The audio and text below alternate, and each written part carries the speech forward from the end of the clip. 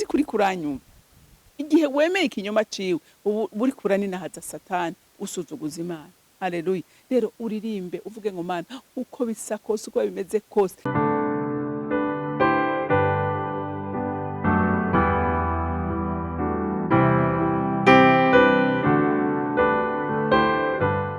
bakunzi bahori CANAAN TV, ndanezerewe kandi kuronka akanya nk'aka keza ngo tuganire ijambo ry'Imana. Ariko imbere yuko dutangura reka tubande dusenge. Mana yera, Mana nziza, ndakunenahaza, ndagutazira, ndakuririmbira ishimwe nifatanije n'abamarayika n'abakerubi n'ibiserafi n'ubunyabigingo mu ijuru, aho badahengeshanya kuko ikubita imbere bakuririmbira ngo waririmba ngo urera urera. Nanje Mwami Imana nifatanije nabo mvuga ngo urera Mana, urera kandi ugira neza. Uri Imana idukunda kanatsinda dukunze kuva kera. Umunsi duha umwana wa Yesu Kristo ngo apfe ku musaraba ku bwacu kugira ngo tubashe kuraga ubugingo budashira.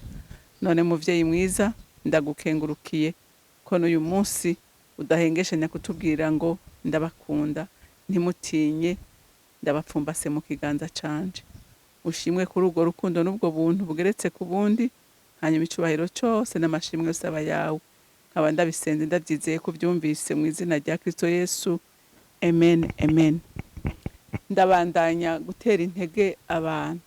Ndumva vy'ukuri ndongowe gutera intege zina muntu wese ari yihevye, umuntu wese yihebuye, umuntu wese abona yuko ivyewe byarangiye. Nukuri hari Imana mwijuru. Hari Imana mwijuru igira neza, hari Imana mwijuru dutabara, hari Imana mwijuru dukunda, hari Imana mwijuru nukuri idahengeshanya kutugirira neza, iduhoza kwijisho. Reka dusome Zaburi ya 27, turasoma kuva ku murongo wa mbere dushikane ku murongo wa 6. Iravuga ngo Uhoraho niwe muco wanje n'agakiza kanje, ndinde notinya. Uhoraho niwe gihome gikingira ubugingo bwanje, ninde azonca ivutu. Hamwe inkozi z'ibibi zari zinziye ngo zirye inyama zanje, nibo bandwanya n'abasi banje baratsitaye baratemba. Naho ingabo zocumbika ahantu ngo zintere, umutima wanje ntiwotinya. Naho intambara yovyuka ikangwanya, no muri yo norema. Ico nsaba Uhoraho ni kimwe, nico nzohora nitwararika, nukuba mu ngoro y'Uhoraho iminsi yose y'ubugingo bwanje. Nkaraba ubwiza bw'Uhoraho, nkihweza urusengero rwiwe. Kuko ku munsi w'amagorwa azonzigama, azozigama akanyegeza mw'ihema ryiwe. Mu bwihisho bwo mw'ihema ryiwe niho azonyegeza. Azoshira hejuru ampagarike ku gitandara. N'ubu umutwe wanje uzoshigwa hejuru y'abansi banje bankikije. Nanje nzotangira ibimazi by'umunezero mw'ihema ryiwe. Nzoririmba ego cane, nzoririmbira Uhoraho amatazirano. Amen. Uyu yari umukozi w'Imana Dawidi. Dawidi yariko arashima Imana, yariko arisubizamwo inkomezi. Kubera iki? Kubera yaratsikamiwe n'abansi benshi. Haleluya. Murazi yuko Sawuli yamuhize, kamuhiga ibihetangabo kenshi, agahagurutsa ingabo zikomeye zigiye kumugwanya. Ariko Dawidi aritegereza ukuntu Imana igenda imurenganya imitego y'umwansi. Arashima Imana. Haleluya. Arashima Imana.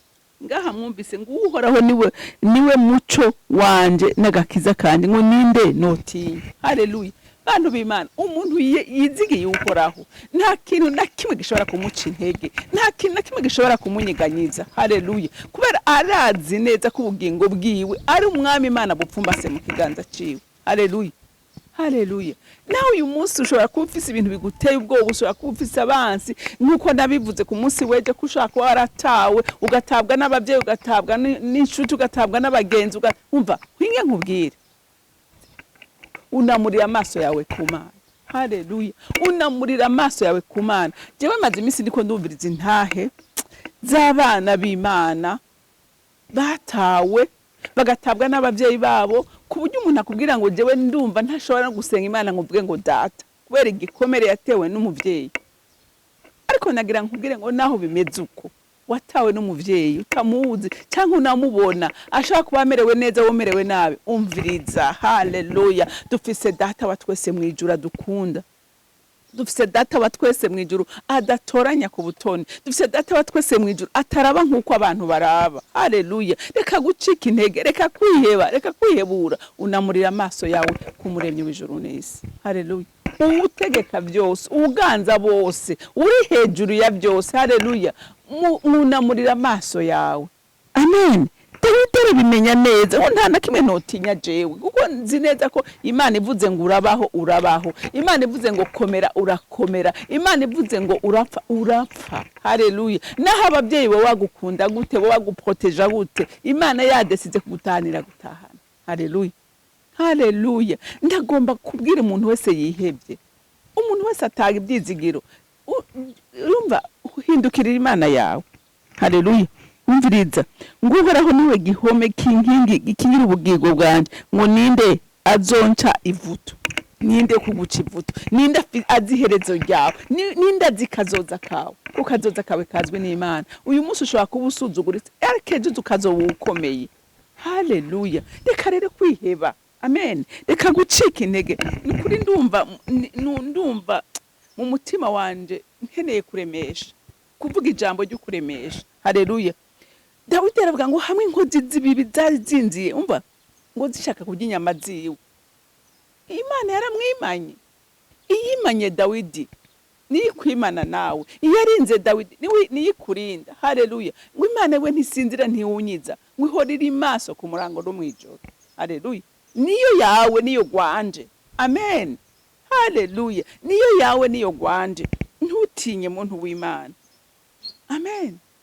Abantu benshi barihebye, abantu benshi bataye ibyizigiro, ariko reka guta ibyizigiro. Dufise Imana mwijuru dukunda, dufise Imana mwijuru itananirwa, dufise Imana mwijuru icinzira hatagira inzira, haleluya, haleluya. Dufise Imana mwijuru yamiburizamwe imigambi ya Satani uko bukeye nuko bwije. Erega uyu munsi kubona ukiriho suko uzi kwirinda, suko ukomeye, suko ugize oya, nuko Imana igufise ku mugambi, haleluya, haleluya. Imana igufise ku mugambi, kandi ijambo ry'Imana rivuga ngo nta na kimwe gishobora kurogoya umugambi w'Imana ku buzima bw'abana bayo, nta na kimwe gishobora kuyihagarara imbere. None utinyike, haleluya, haleluya. Umve ku murongo wa 4 ndahakunda, ngo ico saba Uhoraho ni kimwe, nico nzohora nitwararika, nukuba mu ngoro y'Uhoraho iminsi yose y'ubugingo bwanje, nkaraba ubwiza bw'Uhoraho, nkihweza urusengero rwe. Dawidi yari yarabimenye, haleluya. Umunezero wiwe wari kuba imbere y'Imana, haleluya. Ingoro yawe n'uyo mutima wawe uyikuremwe ugwiri, haleluya. Ukuremwe inzigo, uyikuremwe ishavu, urikuremwe kwidodomba, kuko abantu benshi bituma ubwiza bw'Imana butababako. Kubera iki? Kubera bafise inzigo, bafise umubabaro, bafise agahinda. Umviriza, iyo ugize agahinda n'umubabaro mwinshi wirukana Imana, haleluya, wirukana Imana. Ariko ukaba ushaka kubana n'Imana vy'ukuri, akira umunezero wayo, haleluya.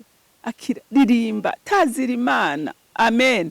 Ukore uko Imana ishaka, ukuri kwidoga mu kanwa kawe, ureke gucika intege, ureke kwiheba, haleluya. Kuko wihebye uburi narabivuze ku munsi weje, uburi uraninahaza Satani, kuko umugambi wa Satani uko twama tubabaye bantu b'Imana. Hariho uvuga ati uyu mugore navuge bimeze neza, ariko nagira ndakubwire ngo uko bitsa kose, uko bimeze kose, sinemerera kwa Satani kwanjinyiza, sinemerera kwa Satani ashira munsi y'ibirenge vyiwe, ahubwo ni jewe kumushira munsi y'ibirenge vyanje, kuko uwumfumbase, haleluya. Kuko uwo turi kumwe, amen, uwo turi kumwe arakomeye, uwo turi kumwe ni wankomeza, uwo turi kumwe ni wanshigikira, ni wantuma ntatinya, ni watuma ntihebura, ni watuma nsubiramo inkomeze nkavuga ngo uyu munsi naho byaba bimeze uko, ejo mu gitondo biragenda neza, haleluya. Kuko duhumuriza uko bukeye nuko bwije, amen. Igiti naho bo babagiciye, haleluya. Igiti ngo naho bo bagiciye hasigaye igishitsi n'imizi gusa, ngo iyo cyumvise amazi kirasubira kigatoha. Uyu munsi ushobora kuba udendebuke wumva usa n'igiti cyaciwe, ariko niwumvira ijambo rigusubizemo inkomezi. Haleluya, rigusubizemo inkomezi, uhaguruke. Amen. Uvuge ngo Mana, uko ndi kose ndaje, uko usa kose genda imbere yayo, kuko irakuzi, irakubona, ariko irakeneye kuza imbere yayo uyibarire. Haleluya. Kandi wongere ugira iki, uyizere, ufata amajambo agusubizamo inkomezi, uyahagarareko. Nukuri urabona kugira neza kw'Imana. Satani araguhunga kuko ica gutereza nubwo bwoba, nubwo kwiheba, nuko kumva ko ibyawe byose byarangiye. Ariko ntibirarangira. Ukiri mu mwuka w'abazima haba hariho chance zo gutabara. Haleluya, haleluya. Umviriza ngaha ku murongo wa 6 ngo nubu umutwe wanje uzoshigwa hejuru y'abansi banje bankikije, nanje nzotangira ibimazi by'umunezero mw'ihema ryiwe, nzoririmba ego cyane, nzoririmbira uhoraho amatazira. Numvise ikintu kibabaza Satani nabonye nukuririmbira Imana mu marusho, nugutazira Imana igihe wari ukwiye kububabaye. Haleluya. Ndibuka Paulo na Sila bakubiswe, baboshwe, bamerewe nabi cyane gose. Haleluya. Ariko baravuga bati Satani ntitukwemerera kuduheza mu mubabaro, ngo barasenga, bararirimba. Haleluya, haleluya. Imana mwijurira nezegura, avuga ati aba bahungu barantangaje. Imana imanuka kugira ikigutabara. Haleluya. Nawe ukawushaka ubutabazi bw'Imana, ririmba, nezegwa, tazira. Haleluya. Mu gihe kitari cyo gutazira, mu gihe kitari cyo kuririmba, mu gihe kitari cyo kunezegwa, nezerererwa Imana. Haleluya. Naire intervene Satani aguhunge. Haleluya. Ngo mugwanye Satani ngo nawe azobahunga. Kugwanya Satani nta kundi nukwanka kwemeranya ikinyoma ciwe. Ntimwemeranye n'ikinyoma ciwe. Haleluya. Kuko wemeranije ikinyoma ciwe uba uri kuramwadora, uba uri kurahimbaza Satani. Igihe wemeye, sinzi kuri kuranyumva, igihe wemeye ikinyoma ciwe uba uri kuraninahaza Satani, usuzuguza Imana. Haleluya. Rero uririmbe uvuge ngo Mana, uko bisa kose, uko bimeze kose, ndazi kunkunda, ndazi kumbona, ndazi ko ibyanje ubibona atana kimwe gishijwe mu nyonga zawe. Haleluya, haleluya. Ese choma uyu munsi wa none ugasubira mu ibyizigiro we wari ubibuze, ukanina hazimana, ugakunda Imana, ukanezerererwa Imana. Haleluya. Niho ibyawe bizogenda neza. Reka rero tugeze ngaha, ndizera ko hari icyo wakiriye. Mana Data rugira byose uri mu ijuru, ndagushimira kandi ndagukunda. Urukundo rwawe n'imbabazi zawe n'ubuntu bwawe, uri Imana ikomeza abadakomeye, uri Imana ishoboza abadashoboye, uri Imana yubaka imitima idendebuke ukayirema mu ibyizigiro.